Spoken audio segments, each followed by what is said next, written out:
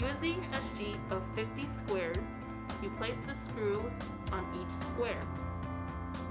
Once completed, you grab the screws and place into the labeled bag.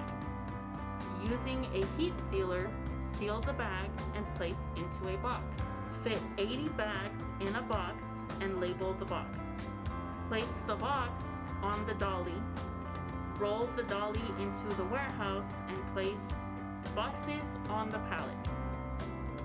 Last but not least, shrink wrap the pallet and prepare the pallet for pickup.